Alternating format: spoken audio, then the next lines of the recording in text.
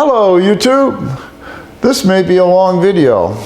We're going to attempt to disassemble and reassemble this Dana 300 transfer case out of my 1982 CJ7. We're going to follow the manual step by step. First step is to remove the shifter. We don't have to do that, that's already done. Second step is to undo what we did last time, which is remove the pan. So we got to take the board off and take the pan off.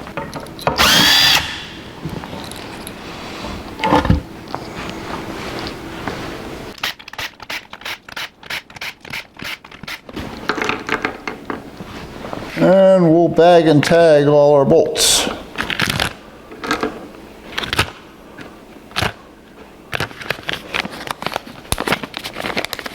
I write on it what it is, bottom cover bolts, and it's the first thing we took off. Somebody put sealant on this.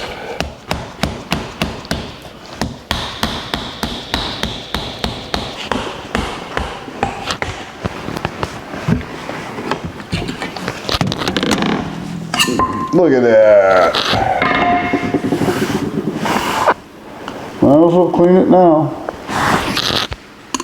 The cover and mating surface are ready to go back together. Step 3 is to remove the front and rear yokes, and this one we have already taken off, and we discovered that we had a bad bearing. This is the rear.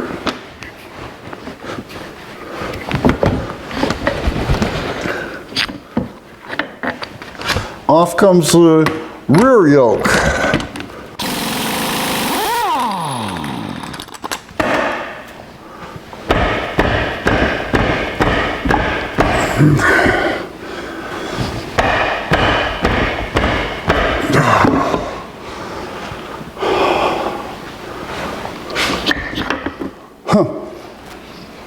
Unreal.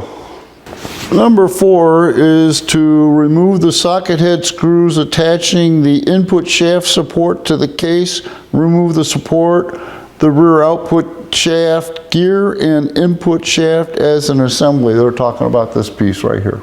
I'm using a T30 Torx head,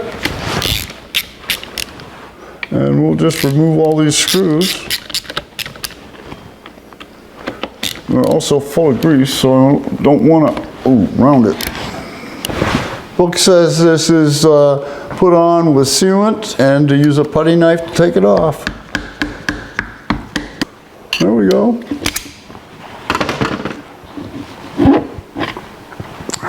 As a unit. The next thing the book says is to remove this input clutch sleeve, but you can't take it out because the fork is holding it in. So we're just going to skip that and go to the next step. Number 6, remove the snap ring retaining the rear output shaft gear on the input shaft and remove the gear.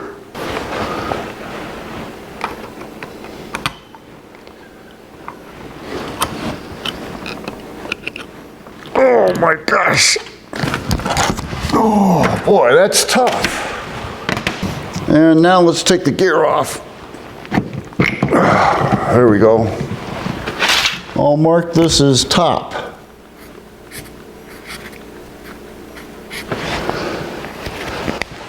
And we'll bag the ring.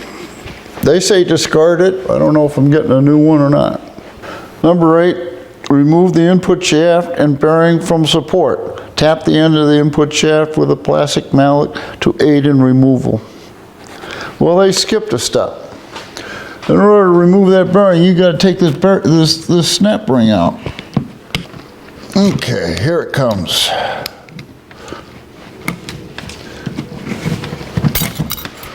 One snap ring. Now, they want us to take this center shaft out, and they say to tap it out with a plastic hammer. There we go. Now they want the bearing removed from the shaft.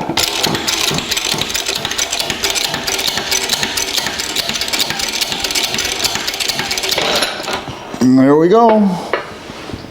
Step 9 was to remove the bearing from the input shaft and remove the shims. But there weren't any shims, so that has me concerned.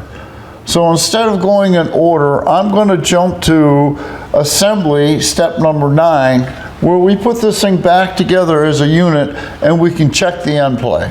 To check the end play, we have to take that old seal out. I've purchased the Crown D300-MAS kit. It's supposed to have all the seals and bearings in it that we need. We'll take our old seal and match it up to the new seal, and we'll go install that. You probably don't need to do this anymore. It's just I've done it forever. You just put a little coat of sealer around the outside of the seal, and hopefully that helps it seal. I don't put much, but just enough. And we set that in.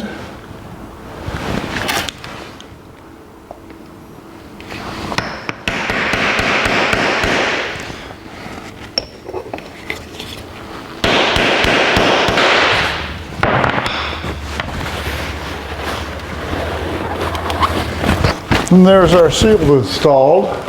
Put a little gear oil on the lip and on where it's going to seat. The next step would be to put the shims on here, but we didn't have any, and that's what we're checking. So the bearing goes on, and we set it on top of our bearing separator. That way we're not riding on the ball bearings, we're riding on the inner race.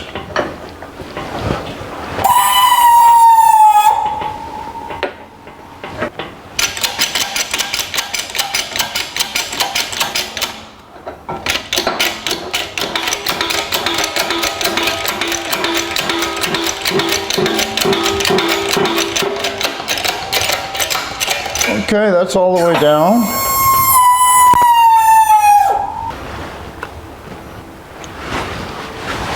So I think we can get it down. There we go, all the way down.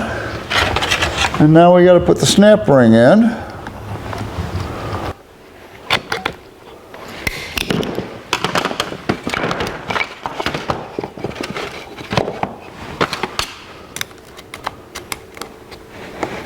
Make sure it's in all the way.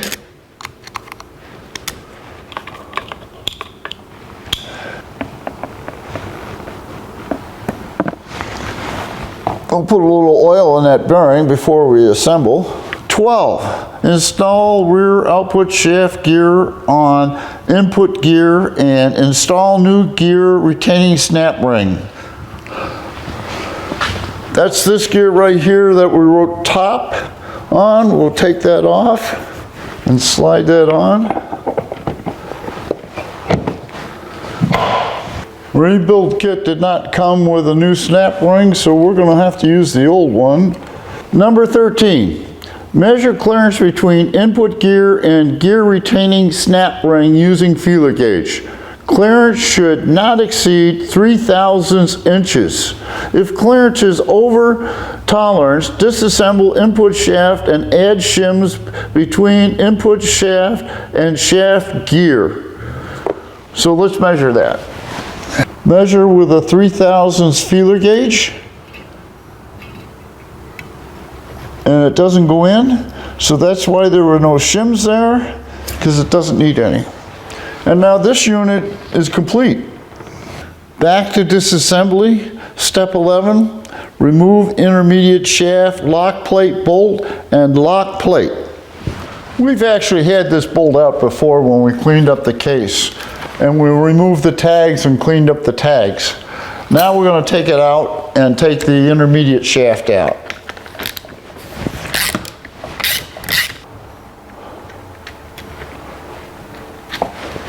Step 12. Remove the intermediate shaft. Tap the shaft out of the case using a brass punch and a plastic mallet. We go from the back side and we tap the shaft out.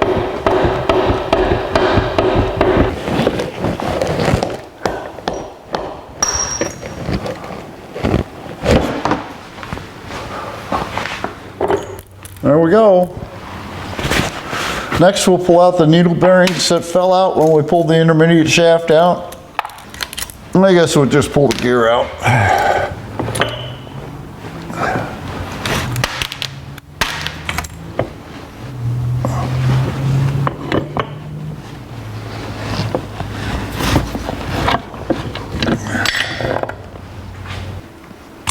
We have some spacers and our needle bearings.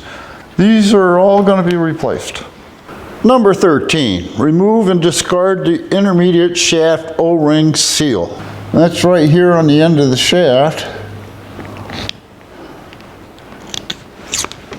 And there's the O-ring. And then we'll put this aside. Number 14, we kind of got ahead of ourselves here a little bit. Remove the intermediate gear assembly and thrust washers. Well, we already pulled the intermediate gear assembly out, but we didn't get the thrust washers. There's the thrust washers. Number 15, remove needle bearings and bearing spacers from intermediate gear. Well, we already did that one too. We got ahead of ourselves there too. Number 16, remove rear bearing cap attaching bolts and remove cap. Use plastic mallet to tap on output shaft to aid in cap removal. Well, this is the output shaft support. This is the output shaft. This is the speedometer cable where it goes in, and I think this should come out first because there's a plastic gear in there. And what I'm going to do is I'm going to mark this so that I can put it right back in the same spot.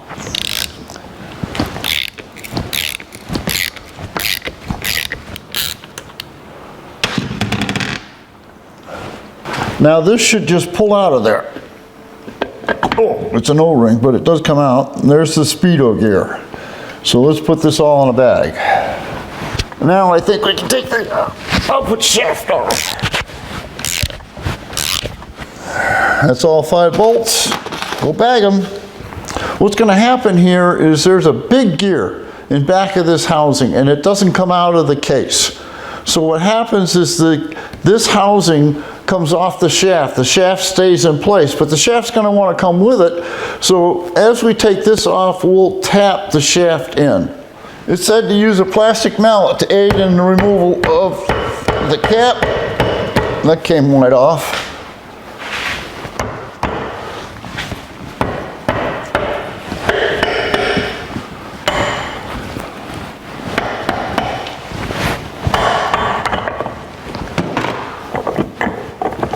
See, I can't get it out because the gear's in back, so we got to tap the shaft out.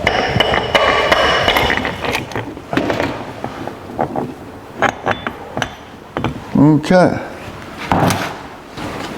Number 17, remove end plate shims and the speedometer drive gear from the output shaft. That's these shims right here, and we'll bag them. And this speedometer gear is part of the shaft. It doesn't come off.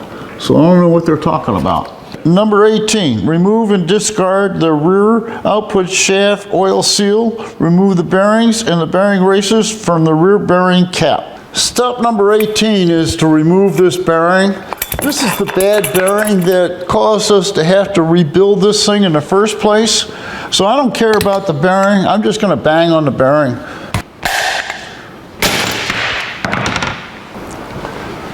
Well, I don't see anything wrong with the bearing. And I don't feel anything wrong with the race. I don't know what the heck's going on. But we're going to replace it all anyway. We're still working on 18. And what they want us to do is take out the races. If you look down into the housing, this is a race they want us to take out. So what we have to do is put a punch on that edge right there and knock that race out. Same thing with this race right here, but it comes out the other way. There's a huge lip here, so I can put this thing right down on the 2x4 and drive the race out on it. And we're just going to go slowly and tap around.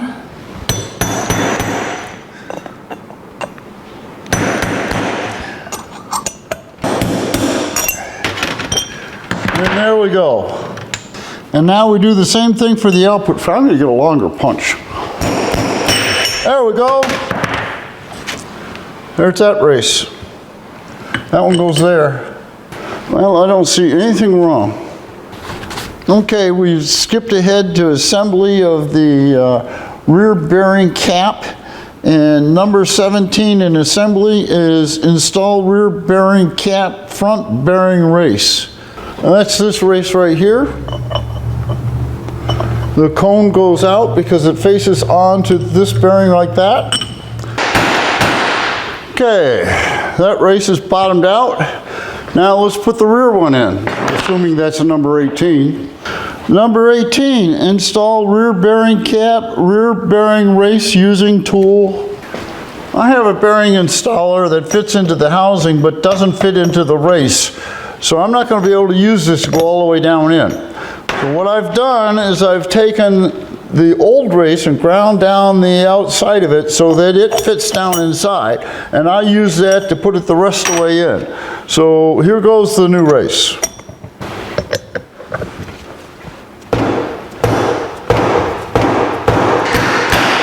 All right, I'm bottomed out. I can't go any further, but the bearing's still got to go down further. So we'll take the old race, put it in there, put the bearing driver on top of that.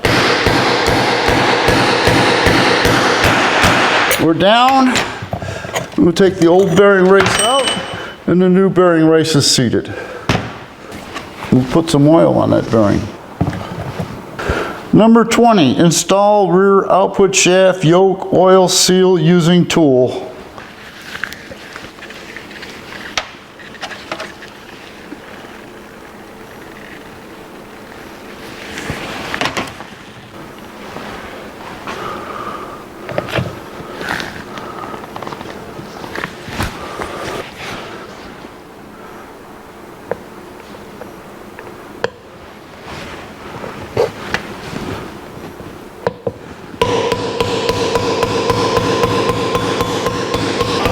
Okay, it's at home, and we'll put some oil on that seal. Step 19, remove set screws retaining the front and the rear output shaft shift forks on shift fork rods. So it's an Allen, and it's a 3/16 Allen, and it goes into that just like that. And take it out. There's one. The next step, 20, remove shift rods. Insert punch-through clevis pin holes in rods and rotate rods while pulling them out of the case. Well, internet says that's not the thing to do. 20 says to take a punch and put it through the holes in the clevis and rotate it back and forth and pull the rod out. Well, if you do that, the poppet ball inside of here is going to fall out. So I don't want to do that. I want to remove the whole case. 21 says remove the shift forks. We can't remove the shift forks because the rods are still in place. And 22 says remove the bolts attaching the front case to case and remove the front cap.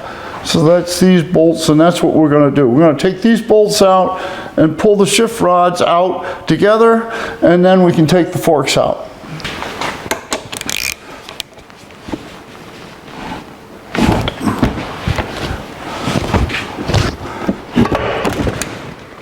And now what the internet says to do is to pull this whole thing out as one, and that the forks will probably jam up a little bit, so you'll have to help that out a little bit.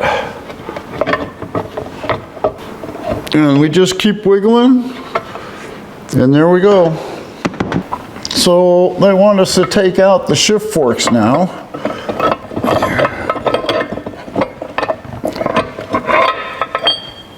There's one, and here's the other.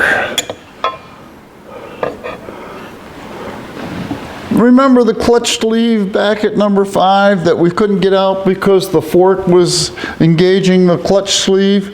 Well, now we can get it out because the fork has been removed, and there it is. We're going to have to mark this. This is out. this was facing out. Following the internet, the next thing we do is remove the seal and the race. And following our procedures where we've been rebuilding the assemblies as we go, we're going to install the new seal and the new race. But the first what has to happen is the old seal has to come out. There we go. We have the seal out, now we got to get the race out.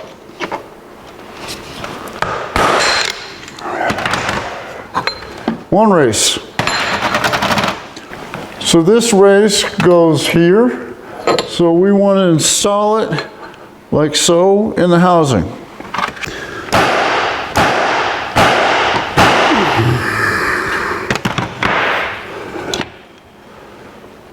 Next step, according to the internet, and we're way off base from the manual now, is to remove the switch for the four-wheel drive. They want us to carefully remove this plug. Oh man, it's loose. It's just an aluminum plug. Next, they want us to remove the bolt that holds the retainer that holds the seals in place. Oh boy. Go on, baby. Oh no, okay. Now this retainer should come off.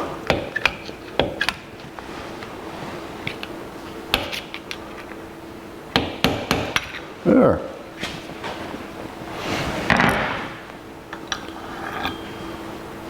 Boy, is that dirty. Again, just following the internet. We want to rotate this shift rod 90 degrees so that the D10 that's in between the two rods is up on a solid shaft rather than the D10 that's in the rod.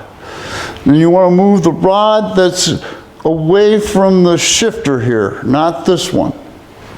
Now we want to drive this shift rod out, but not all the way.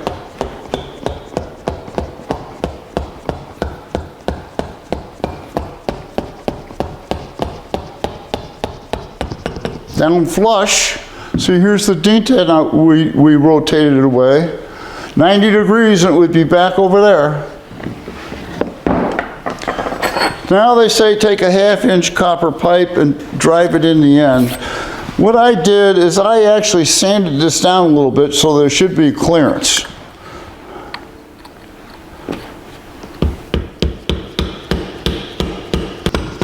Okay, copper pipe's in. I should be able to slide this out. Now we can pull out this seal here.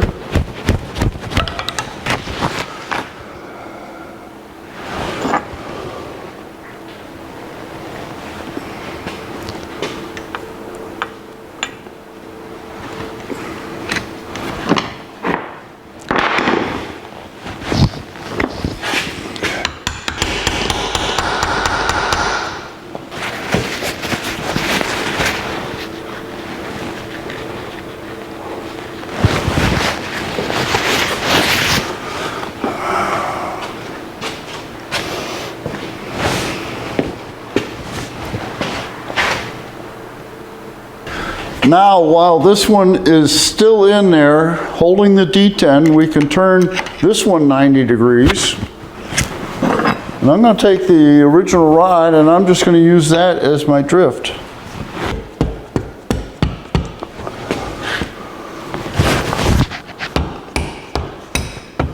Okay.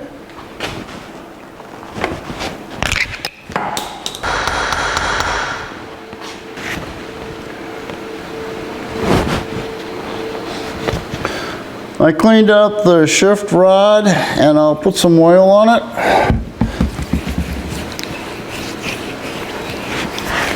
And put some oil on that seal.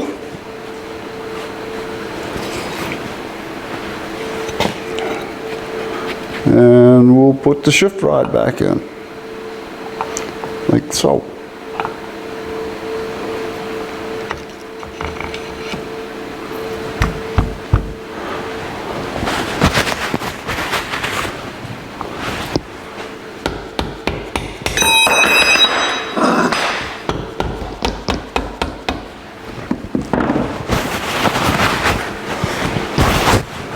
Rotate it 90 degrees. And it locks in. Now we'll do the same thing with this one.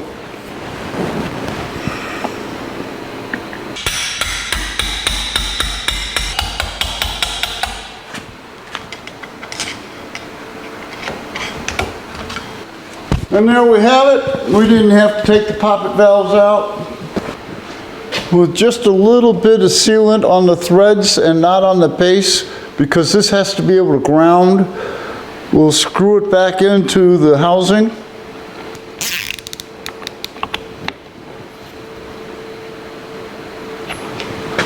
The plug has a rubber gasket on it, so we don't have to worry about the threads. The last thing to put on this assembly is the retainer. We'll put a drop of blue Loctite on it.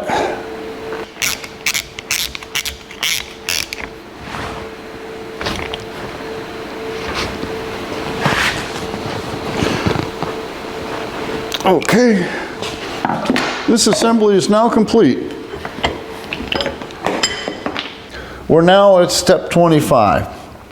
And step 25 is remove cover plate bolts and remove plate and end plate shims from the case. Keep shims together for assembly.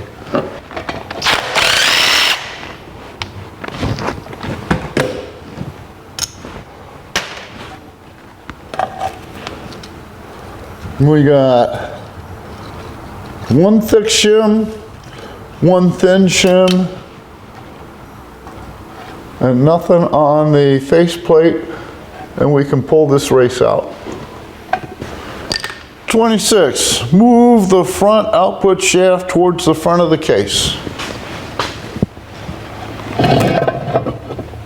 Well, we got a little ahead of ourselves, but 27, remove the front output shaft rear bearing race from the case. We just did that. That's this race right here.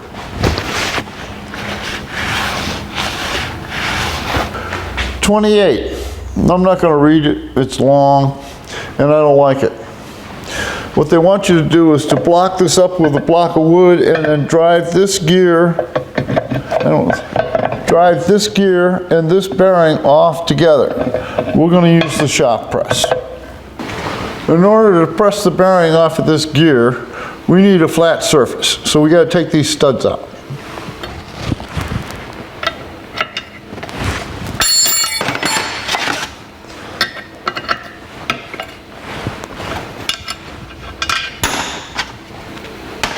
And save them for future install. We've got the case in the press. The big gear inside is at the bottom and centered. We have the press piston pushing against the shaft, and what it's going to do is push the shaft out of the bearing and out of the gear.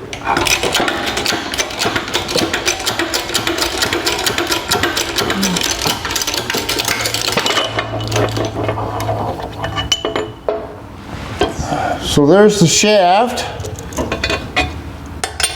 there's the bearing,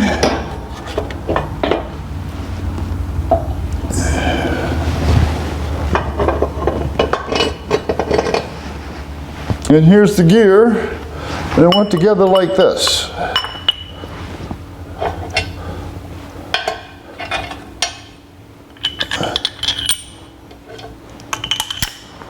Okay? This is a little difficult to show. This is the front output shaft for the front drive shaft. What we want to do is press this bearing and this gear off.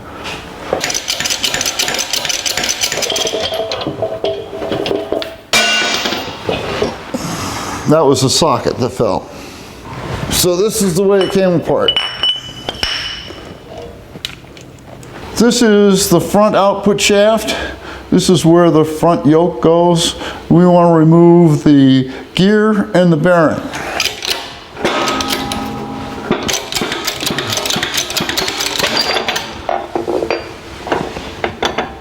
And it goes together like so.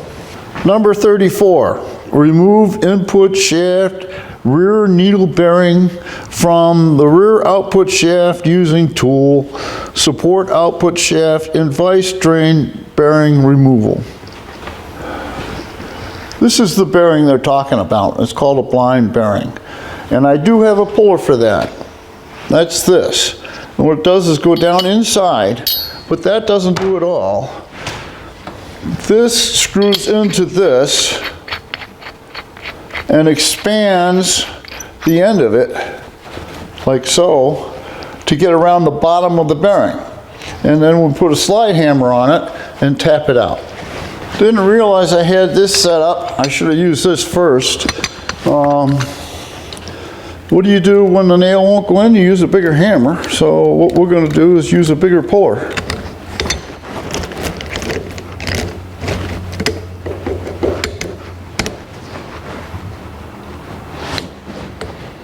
Okay, let's see if it'll come up. Oh, it moved. Here we go. Out. Boy, that fought us. Next thing is clean, clean, clean. I intend to powder coat this, so it's got to be free of oil and dry. So we're going to work a little while here cleaning this thing up, and then we'll bring you back.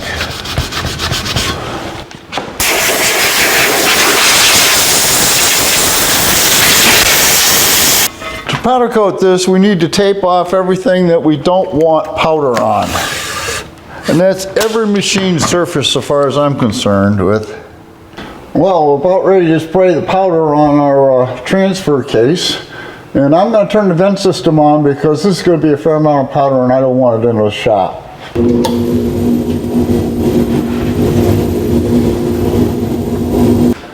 Now comes the tricky part. I have to get it from here to the oven without touching it.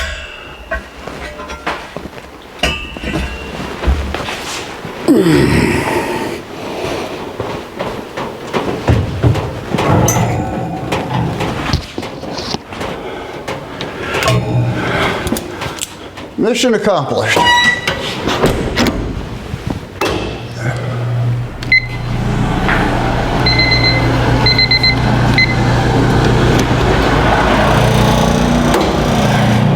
Rather than try to move that while it's hot, I'm just going to blow a fan on it. And when it's cool, we can start putting it back together. An hour after we sprayed it, it's now cured as it's ever going to be, and we can start putting it back together, unlike paint. With all the powder coat tape pulled off, the last thing we want to do before we start to assemble is to run a thread chaser through all our threads here to make sure we don't have any sealant or Loctite or anything in the threads that's going to impede the bolts. And then when we do the bolts, we'll also run a thread chaser on the bolts. And then I'll blow out all these holes, and then believe it or not, we're ready to start assembling. With all the bolt holes chased, we'll give it one final blow. We'll start the long-awaited reassembly by putting in the last part that I took off, which is the fill plug. I don't know why I'm sealing this now, because I have to take it back out to fill the transfer case. And just force a habit, I guess.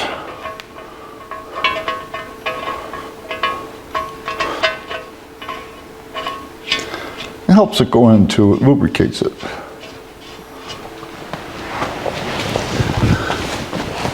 Assembly. The first one is install the shift rod thimbles. I never took them out, so we'll cross that one off. The next 2 through 4 are kind of tied together. I'll read it and then I'll show you. Install front output shaft gear on front output shaft. Be sure the clutch teeth on the gear face the shaft of the gear teeth. Install the front bearing on the front output shaft using an arbor press and suitable press tool. Be sure the bearing is seated against the gear. Install the front output shaft in the case and install the clutch sleeve and the clutch gear on the shaft. Install the front output shaft rear bearing using arbor press and suitable press tool. So we're going to do all of that kind of in one step. They don't tell us to do this, but I don't want to put this together dry. Not so much the bearing surfaces as the gear surfaces, so that when we first use it, it's not dry. And now we'll take the slippery output shaft and slide it up inside the case. Grab a hold of it. Take our gear with the clutch teeth in and slide that onto the shaft. Pick it up. Put some blocks of wood underneath it. They finally got me to put blocks of wood in the case. Take the bearing and put it on the output shaft. Take a spacer and put it on the bearings so that you're not resting on the bearings, just the center core. Okay, it's fully seated. Next, we take the blocks of wood out. We'll put a little oil on the clutch sleeve because that's the next thing to go in.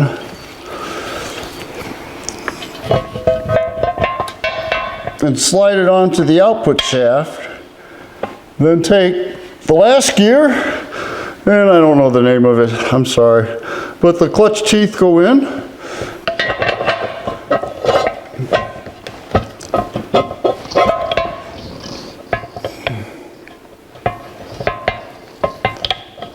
And the clutch moves back and forth freely.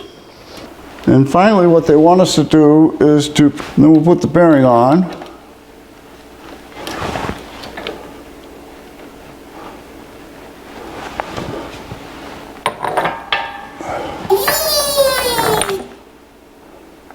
And we're not pressing against the rollers still turn.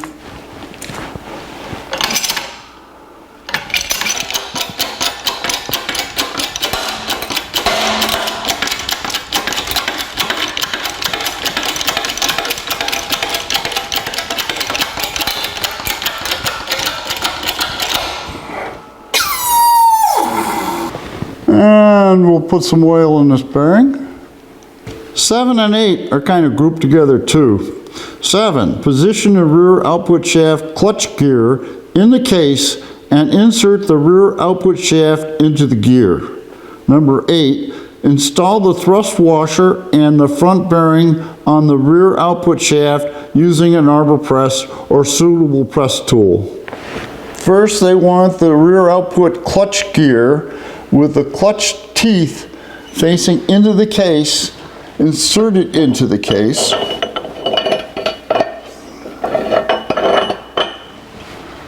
Then they want the rear output shaft that we put the needle bearings in, inserted through the bottom of the case and into the gear. Then they want us to block it up.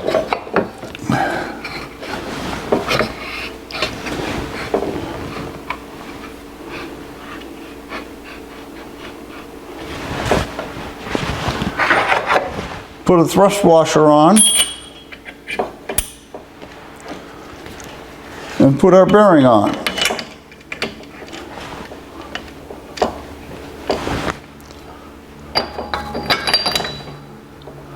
The bearing still turns, so I'm not putting pressure on the bearing.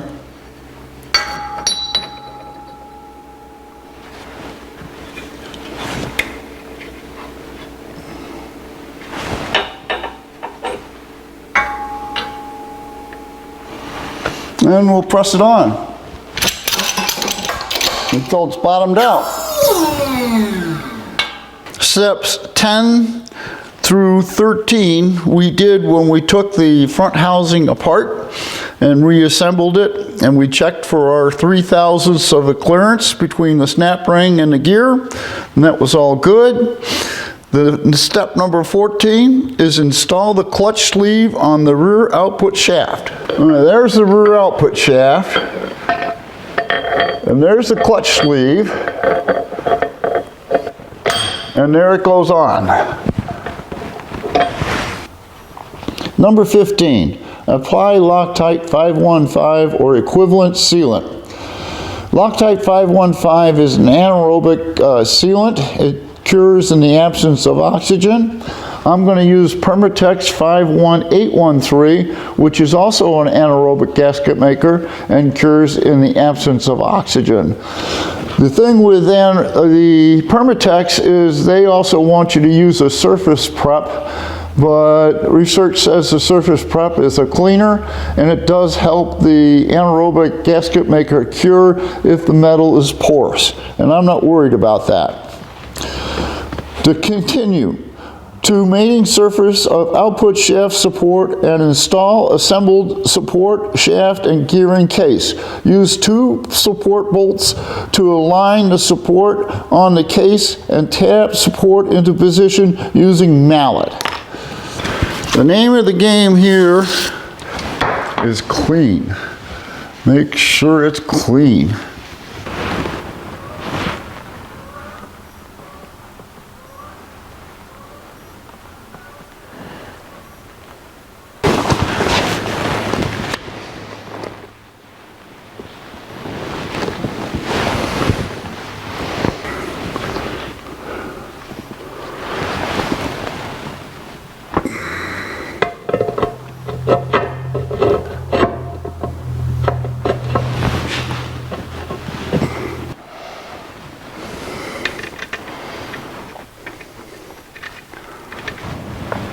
Number 16, install and tighten socket head screws in support to 10 foot-pounds.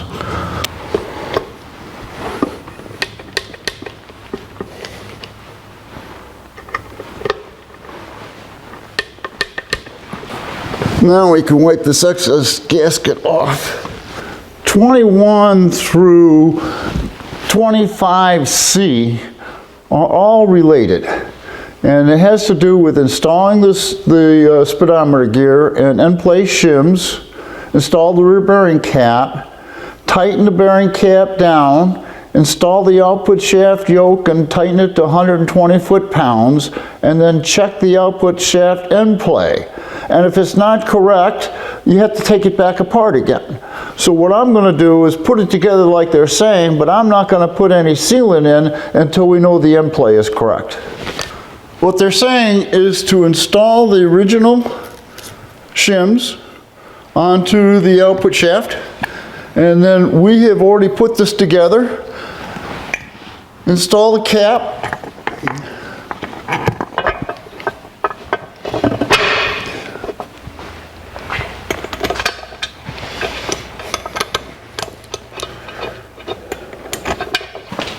Now they want us to tighten these bolts to 35 foot-pounds. I guess I'm going to have to, there's 35.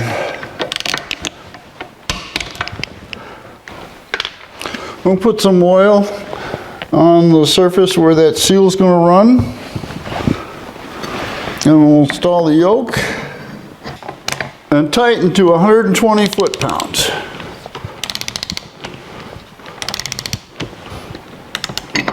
Okay, here we go, 120 foot-pounds.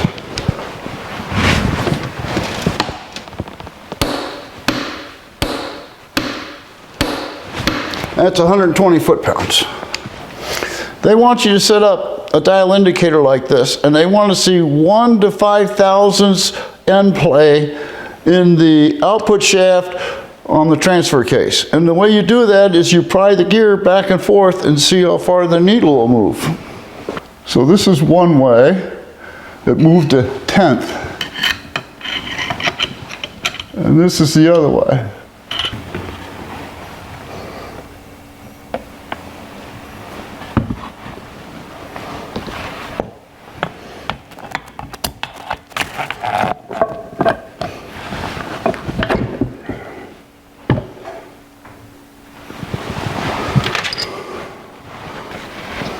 Again, these bolts go through the case, so we're going to put some thread sealant on the threads.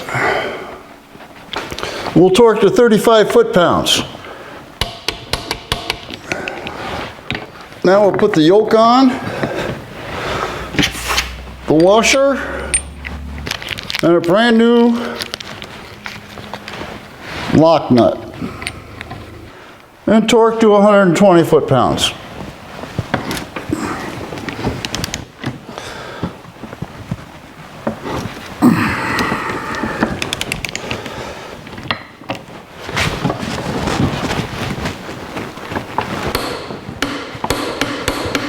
That's 120 foot-pounds.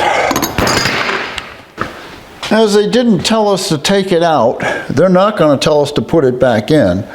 And if you look, there's a notch right there, and there's a notch right there. And if I line the two up, it'll be right back where it started from.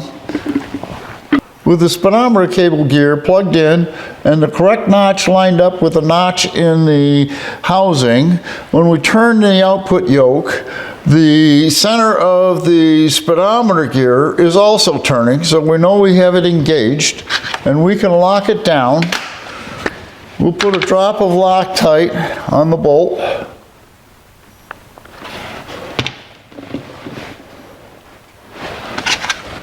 Put the clamp on.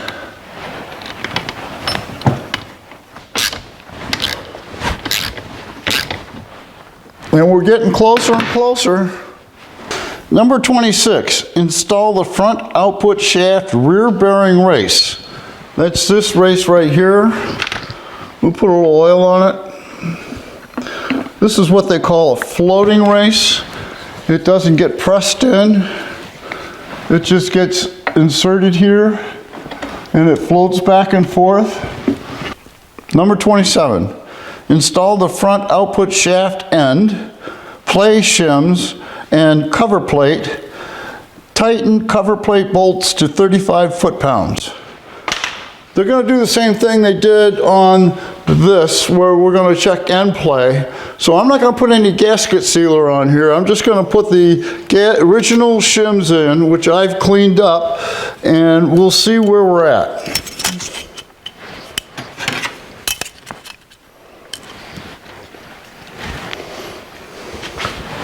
Tighten to 35 foot-pounds.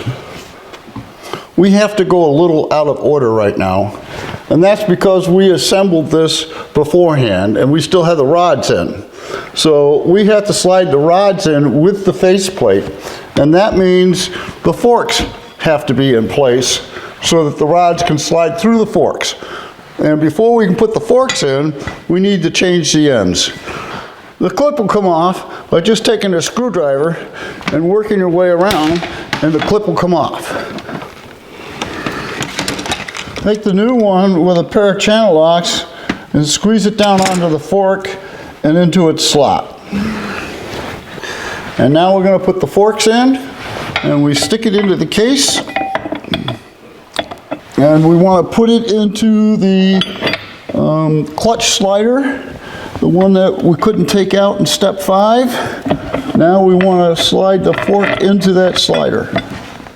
And there's the shift fork engaged with the clutch slider, and now we'll put the front one in. And the front fork goes in like this. So the front fork looks like that. It's right underneath. If I zoom out, you can hardly see it. If I go further, you can see the back one. All right, we're going to seal this up permanently. And the name of this game is Clean, Clean, Clean. So a rag with some brake clean on it. And same thing on this surface.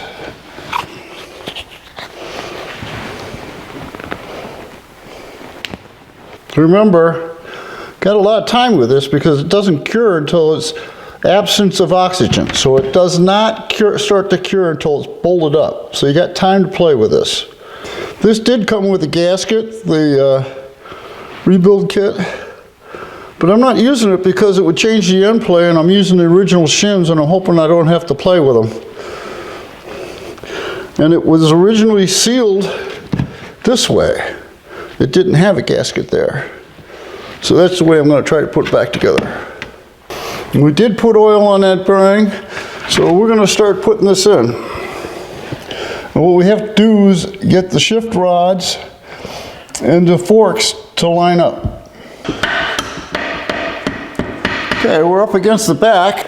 Okay, they specifically said Loctite on these bolts. They want 35 foot-pounds on this. 35 foot-pounds all the way around. Now they want us to check end play on this shaft. And what they tell you to do is to take a mallet and tap it towards the back. Then take a dial indicator and set it up on the block, and set it up on the shaft. Take a screwdriver and put it in back of the case and pry forward on the gear, and we want to see between 1 and 5 thousandths. With our backlash set at 0, that means the bearings are too tight, and this floater bearing is pushed too far into the case. And what we have to do is add a shim to get us between 1 and 5 thousandths end play.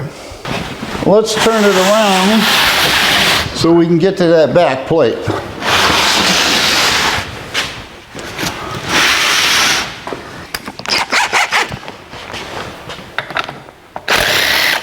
And now we want to take away some, oh no, we want to add, let's add, we had no end play. Let's add 5 thousandths.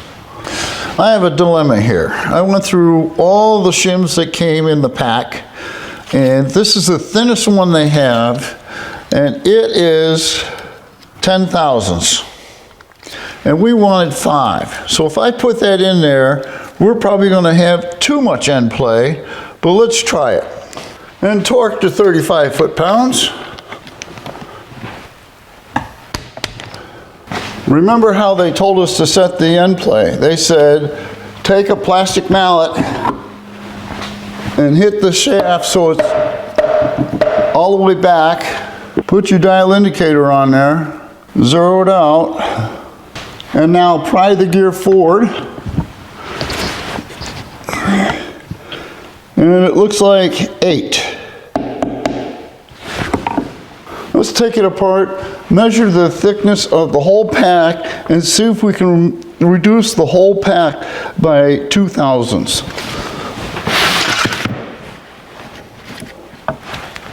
The whole pack of shims measures 86 thousandths. So we want a pack that measures 86 thousandths, and we want to take 2 to 4 off. So if we take off 4, that'll be 82 thousandths. So we want a whole pack that measures 82 thousandths. Let's see if we can make some shims up that gets us to 82 thousandths. I've come up with a stack of shims that measures 82 thousandths. And that should be right around 1 thousandths end clearance if we bolt this up. Hopefully this is the last time. Well, it won't be the last time because I have to seal it. Needle is reading 0. Let's pry this gear forward and see what we get. Well, if I pry it forward, I get 1.5. This is the cover plate and the 6 shims I needed to put together to get the 82 thousandths of an inch clearance. Now, it's a common thing in the Jeep forums that this leaks. And the manual's not telling me to do it, but if this leaks, I don't want to leak, so I'm going to put sealant on every surface here and stack them up and put them on.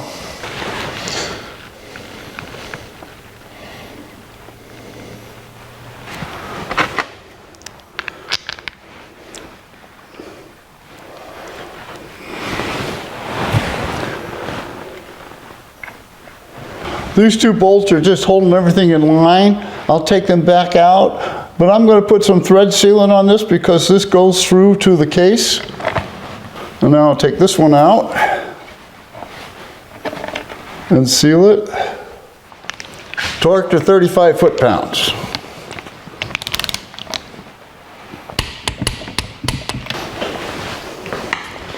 With the sealant in there, it should have taken up some space. Well, let's check it one last time here. We'll probably let the gear forward. And it looks like we now have 0.03 of an inch clearance, which is right in the middle of 1 to 5. So I think I'm happy with that. Number 34. Install the front output shaft yoke. Tighten new lock nut to 120 foot-pounds.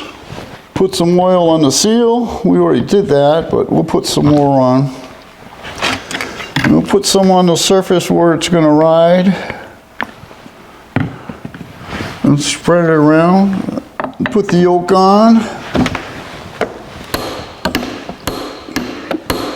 120 foot-pounds. Steps 35 through 42 are all having to do with installing the forks and the shift rods, which we've already done. We installed that as one unit. 43 is align the set screw holes in the fork and rod and install and tighten set screws to 14 foot-pounds. The set screws go in that recess right there and that one right there. And there's dimples in the shift rods that the set screws go in. So you have to line them all up and then put the set screw in and tighten to 14 foot-pounds. We've got the rod, the fork, the dimple in the fork, all lined up.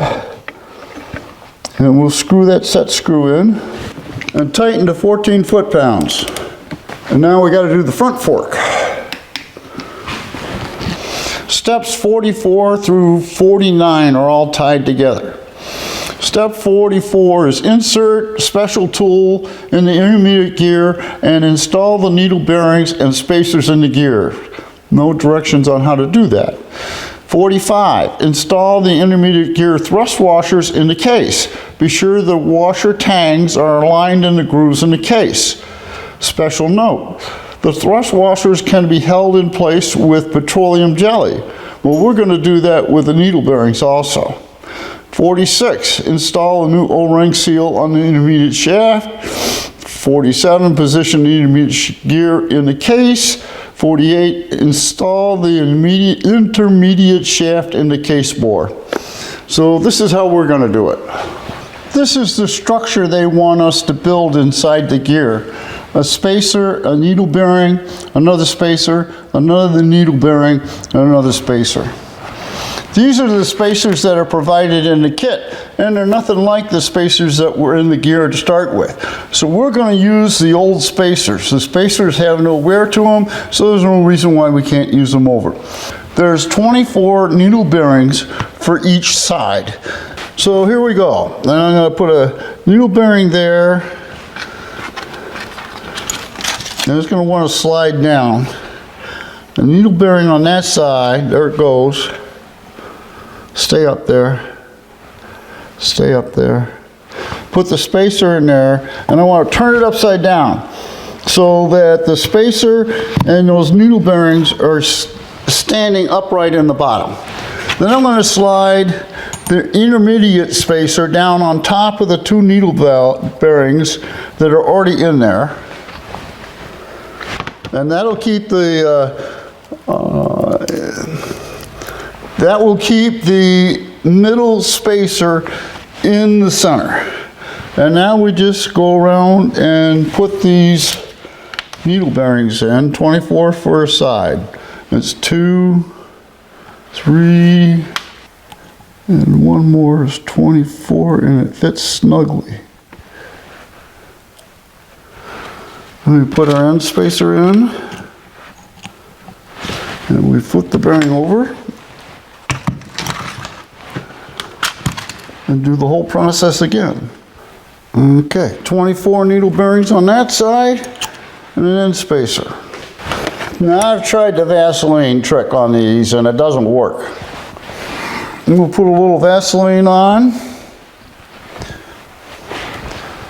and put the thrust bearing in place, notch in the groove. Now what I'm going to do is take the old intermediate shaft and slide it through this hole just far enough to hold that thrust washer in place, but not be in the way for the gear to go in. And that way the thrust washer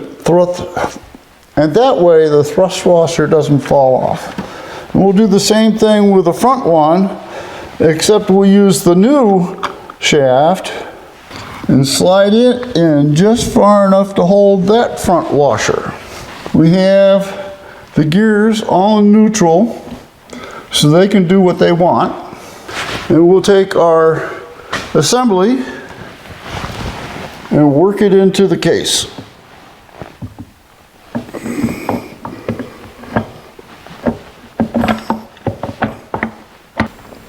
Here we go, attempt number 7, and I'm certainly not going to show them all to you. I'm going to put the bearing, I'll put the gear into the case, and it should drop down in to the thrust bearings. I think we're good. We'll pull this one out and see where we're at.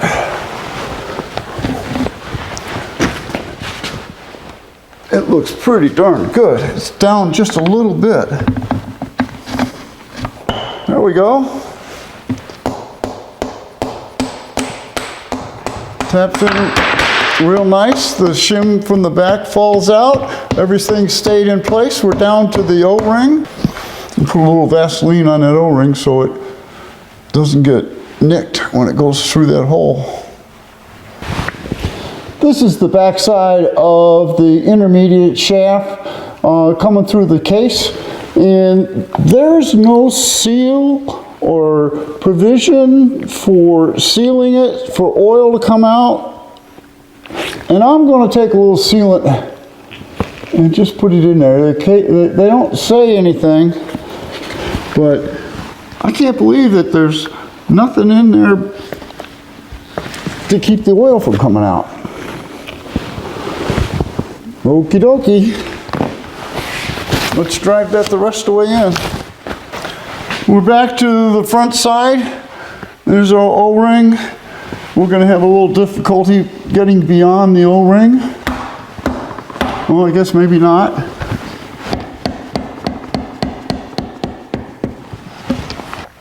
We'll put our tags underneath the bolt and put a drop of Loctite on it.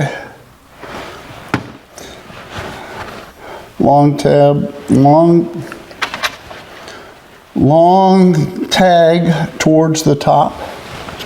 Slide our lock plate into place. Get the bolt in the hole.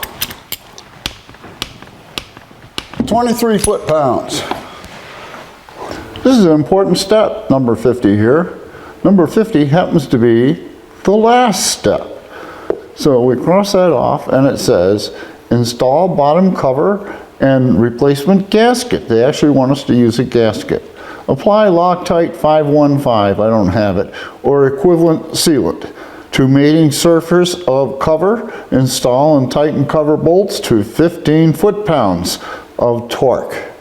Next is specifications, and we really don't care. Here's the push to the end.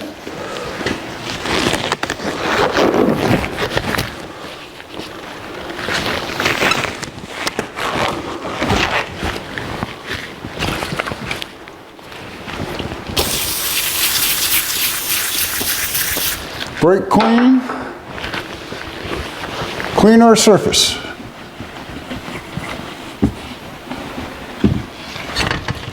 Clean the surface of the pan.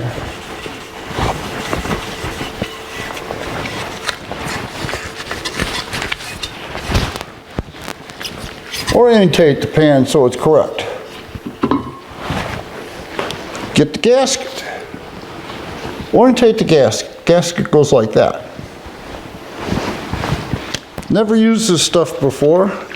It was the best stuff on the shelf. So we're gonna try it. It's meant for machine surfaces and flexing. And it's good to minus 65 to plus 400. So here we go.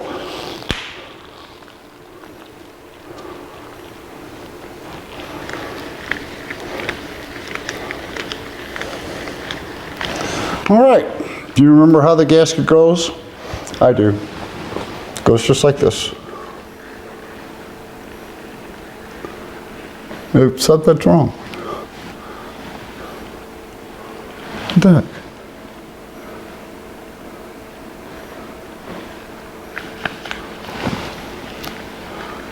There we go. It was upside down. It was orientated right, but it was upside down. Now all these are blind holes except for this one. This one goes through, so I've put sealant on that bolt rather than anti-seize, and we'll seal that so we don't have a leak. And put the rest of these bolts in. I've got anti-seize on them. Bolts have been powder coated so that they all look new with these original bolts. Okay, directions are to do it finger tight and wait an hour and then tighten them to torque. While we're waiting an hour for that to set up, I don't know if you remember, but we took 2 studs out of here to get a flat place so that we could put the transfer case into the press, and we need to put them back. So that's what we need to do. We'll have to double bolt them and screw them in. I did put a little anti-seize on there.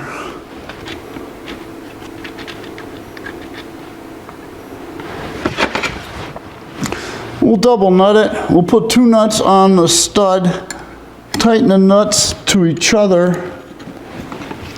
tight, and then we'll use the nuts to screw the stud back into the transfer case. Okay, now we'll get it tight. And we'll loosen our nuts up.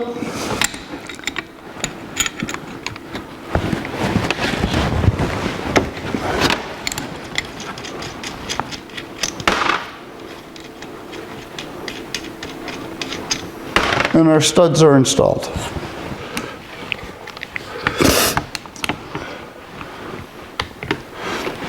All right, guys, let's finish this puppy off. 15 foot-pounds they wanted.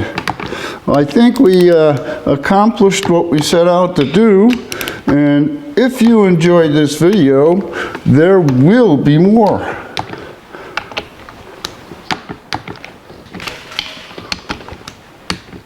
All done.